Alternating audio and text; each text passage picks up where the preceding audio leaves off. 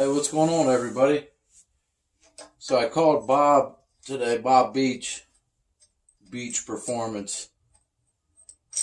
The guy's a legend, man. I mean, growing up, all my dad's buddies would stop by and they'd have a Bob Beach engine, just a mouthy sounding big block. But I talked to him today, and he was like, "There's bolts in that harmonic balancer where you'll be able to get that off." And I wasn't paying no attention. After I talked to him, this is your harmonic balancer puller, which I already had that. And normally on a small block or a big block, it'll take this hole, and this hole. There are 3 bolt holes spread out. On this one, it's got the top and the bottom. So we're going to try to pull this off.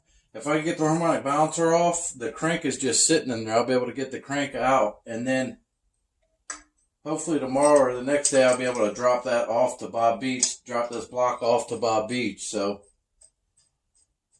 let's see if we can get this harmonic balancer to pull off here. I asked him, it was funny, I said, "Bob, when was the last time you rebuilt a 265, a 55 265? And he said, maybe last week. He said, "We get them engines all the time." I said, "Well, that's why I'm calling you." He knows his old school stuff. So I've already ran a tap through here and cleaned these up as best I can. So we're going to see if we can get this harmonic balancer to come off here. And then I'll show you another thing. One of the guys, I've had a lot of comments on this little engine. One of the guys said if the crank's no good, to replace it with a 283 crank as a steel crank.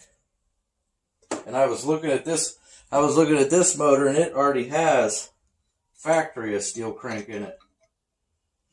So let's see what happens here. You can hear the crank lift up on the back.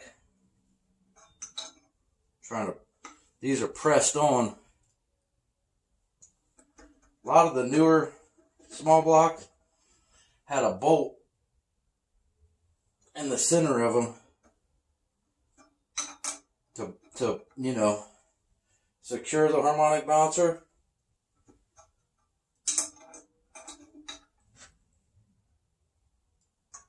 I think it's under a lot of pressure.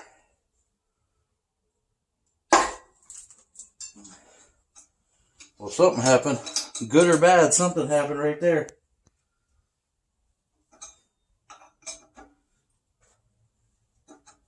Seems to be getting a little bit easier to come off.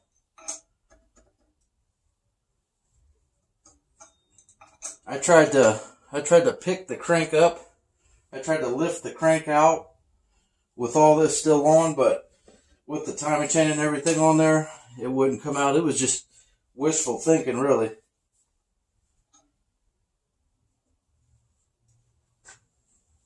And if you guys have been following with my videos I've been uploading, I posted one picture so far of them 55 Nomads I was talking about.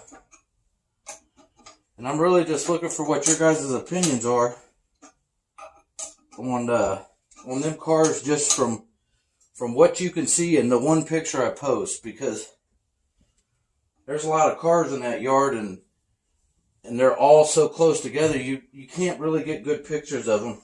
And when I was down there over the weekend, it was raining so hard that, like on my pictures, when I zoom in on them, you could see the raindrop, the big fat raindrops coming down. Well, that's looking like a success there. All right. And you can see how that just kind of pushes against the front snout of the crank. So that was a success. I'm happy about that. And I didn't tear up the timing chain cover too much.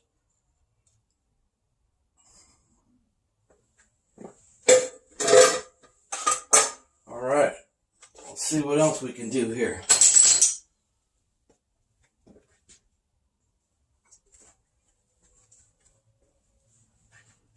Need to get a 1/2 inch socket to get the crank sprocket off of there.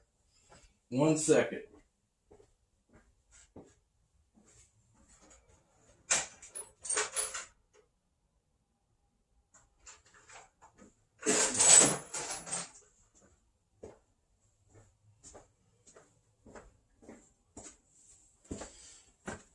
All right.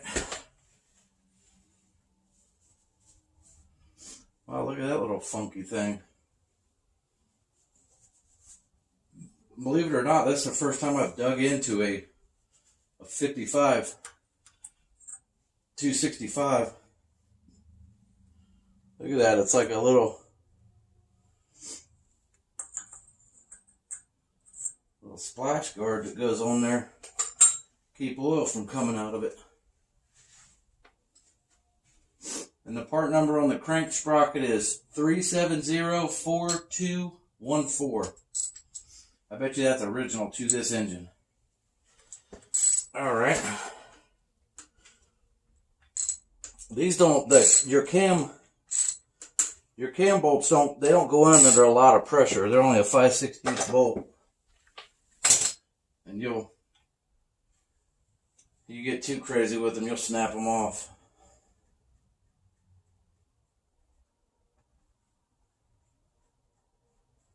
I'm excited to get this motor out there to him. I was telling him about the crank, how I nicked it at a couple places, and he said, that's no big deal. I'll be able to smooth that out. He said, as long as it wasn't a bad bearing, which it wasn't a bad bearing. The motor was actually, seemed like it was running pretty good, so it was probably just a matter of time before it was time for that, for the owner to park the car. You know, you don't know if maybe potentially had transmission problems, or you just really don't know what's going on when they decide they finally want to sell them, or not sell them, but park them.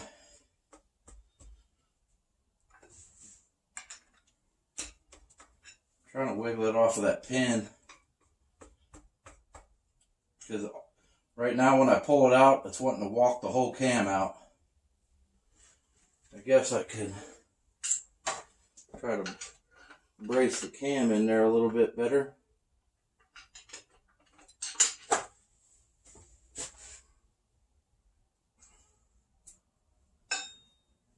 Yeah, this is hands-on here, guys.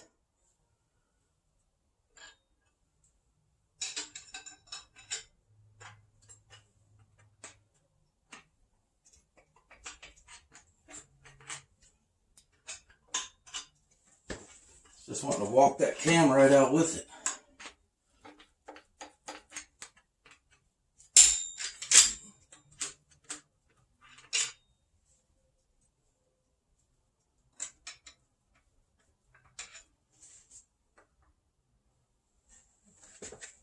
Need to find some way to secure that camshaft in there.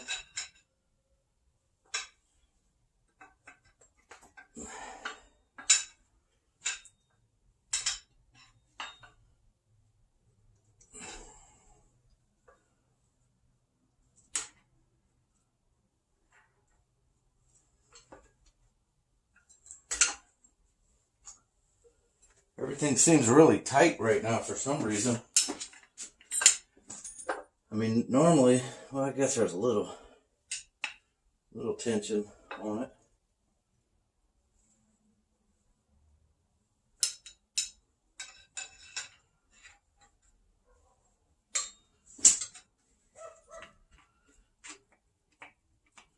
There we go. Yeah, see, there was some tension on that.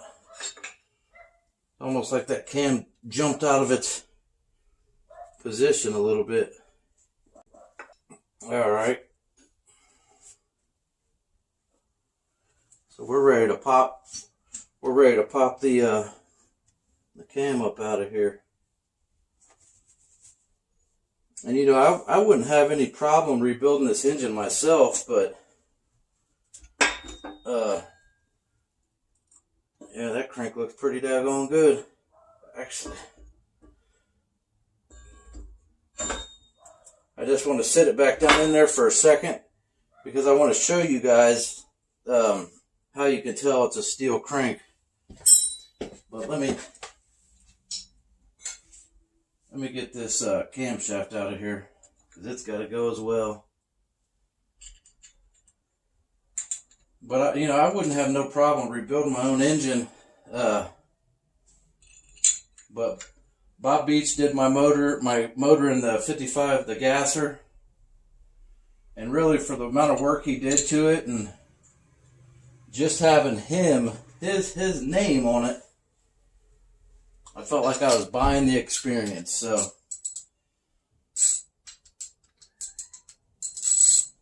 when I was 16 years old, I went to Career Center, and we had to rebuild an engine. And I had a 283, a 64 283 that was in a marine. It was in a boat. And out of everybody in my class, I had my engine rebuilt and had it running first out of everybody. I even got an award. And when you take this out, if you're just doing a cam swap on a small block that you're not rebuilding, you want to be super careful as you're walking it out. You don't want to knock any scars in them cam bearings. So just take your time and you'll feel it when it catches, when it starts going through another cam bearing.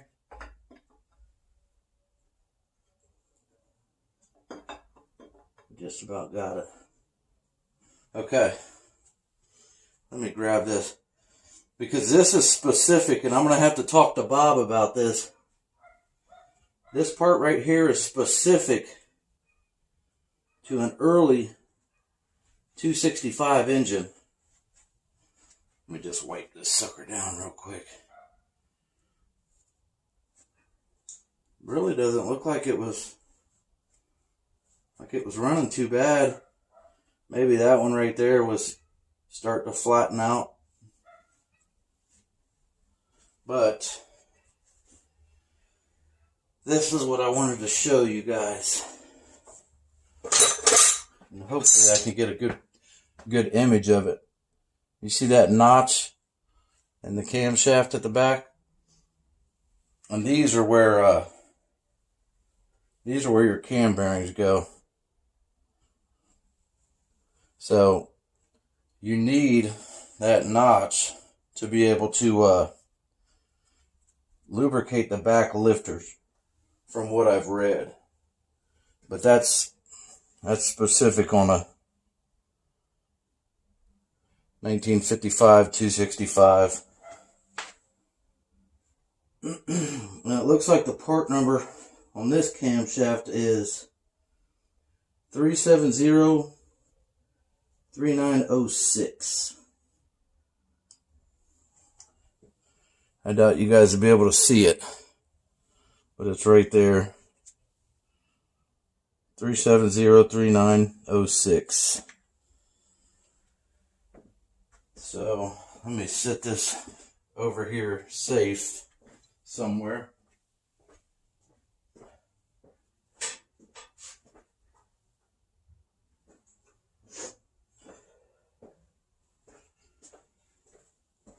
All right, so it's cold outside today, guys. The real feel, and I know some of my friends up in Canada are a lot colder weather, but our real feel is like 10 degrees Fahrenheit. So if you look at this fat part right here, see how that's real fat? Let me take you guys off this for a second. But if you see on this crankshaft, this area right here, you see that distance, how it's fat? That's how you can tell that's a steel crank. Let me spin it around. You could see it on that one too.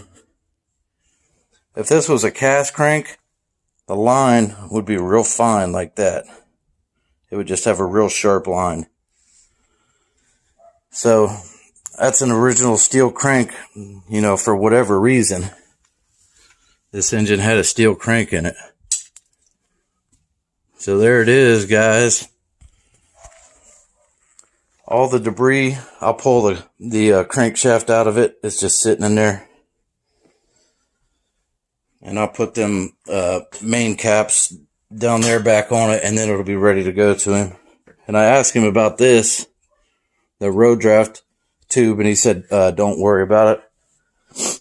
He said he'll get it out if he needs to, or, you know, he'll just work around it. But I think he'll be able to get it out of there.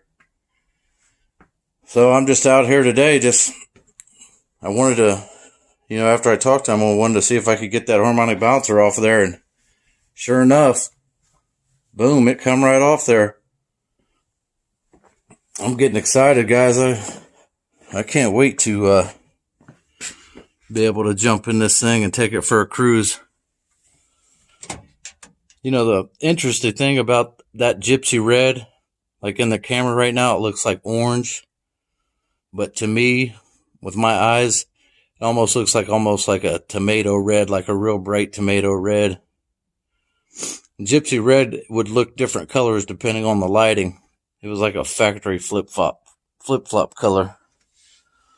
So that's all I'm doing other than freezing out here tonight, guys. I'm just trying to get that block ready to go to Bob. Thinking about the first time I get to take this bad boy for a ride. And I might override my kids. This might end up with a little Muncie 4-speed, a little M20 4-speed in here. Maybe put a 370 gear behind it or something. 355. But that it's ready to go. I told him I'll either call him tomorrow or the next day and run it out to him. We can let the process begin. Alright, guys. Like, comment, subscribe. I'll catch you guys on the next video.